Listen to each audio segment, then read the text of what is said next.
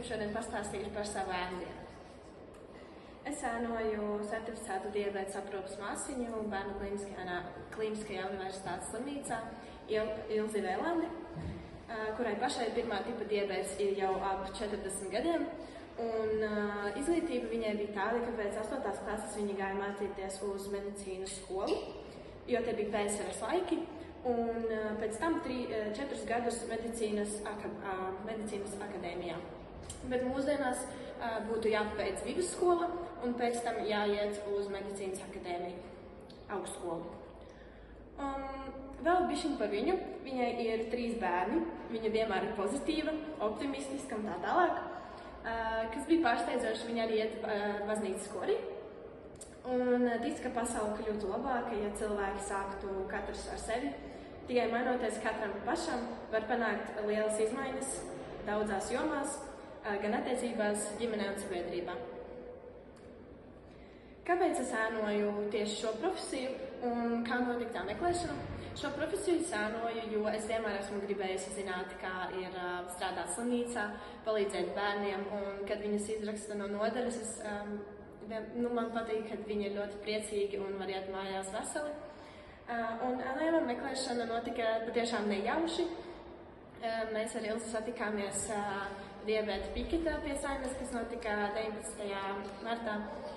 Un es vienkārši sākumā meklēju profesijas, kas ir vispār Bērnu Kliniskajā universitātes slimnīcā, bet tur bija apmēram 80 pieteikumi pie katra, tādēļ man nācās izvēlēties visdrošāko opciju.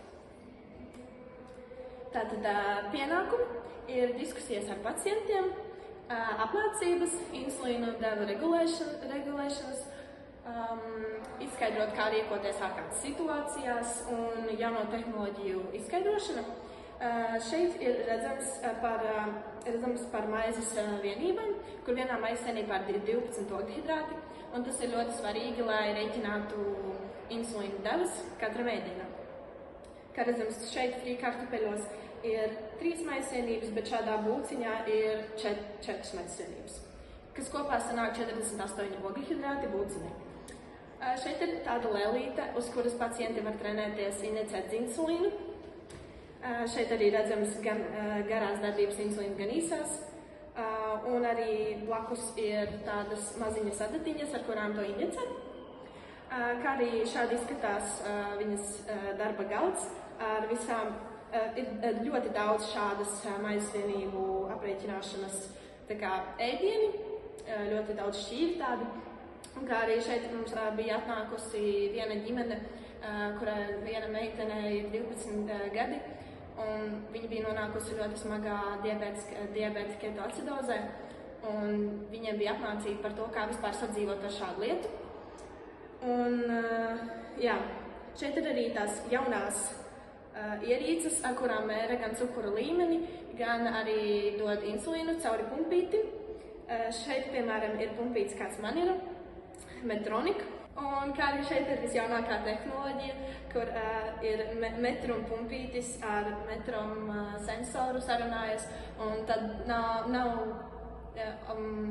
manuāli jāievada, cik ogļhidrātus tu ēdīsi, bet vienkārši uzspied, tur brokastis, vakariņas un tā tālāk. Tas vienkārši ļoti atvieglo dzīvi. Jā.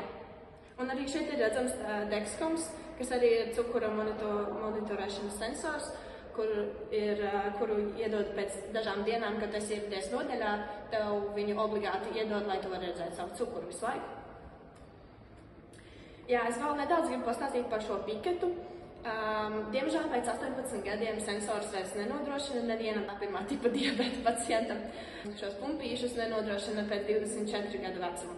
Tāpēc mēs kopīgi gājām pie Saeimas 19. martā, lai protestētu par to, lai nodrošinātu vismaz kamēr mācās, jo kamēr mācās mēs taču nevaram pelnīt naudu kādā veidā, lai mēs varam izdzīvot.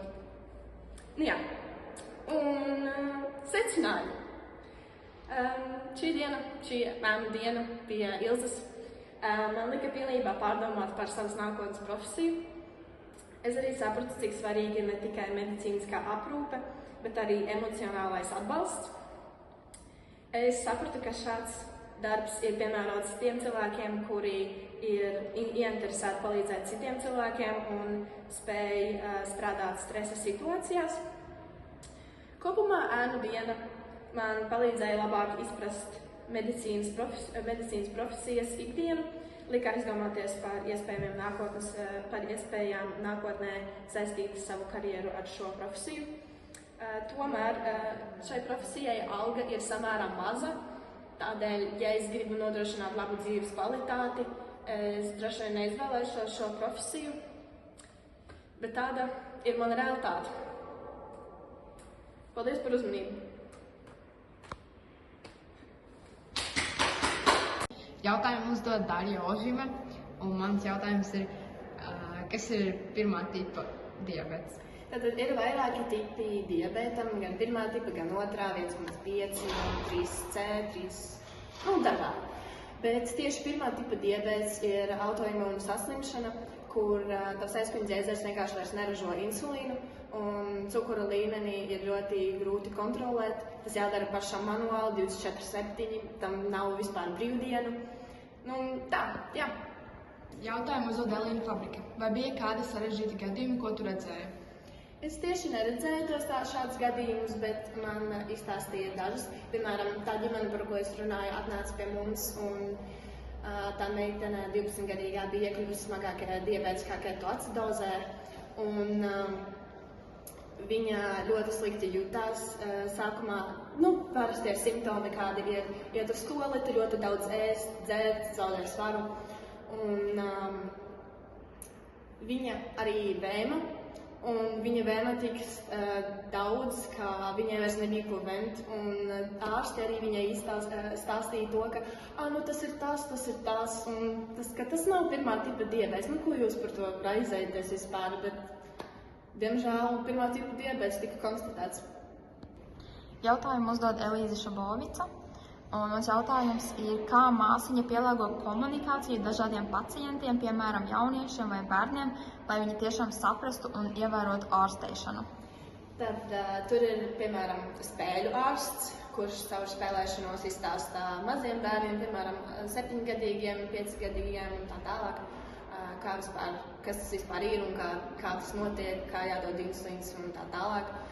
Piemēram, man kā pusaudzēji, es izvēlējos pie tāda neiet, jo tas ir pārāk bērnišķīgi, bet tomēr tur arī nāk psihologs ar tevi parunāties, ja ir tiešām smaga situācija.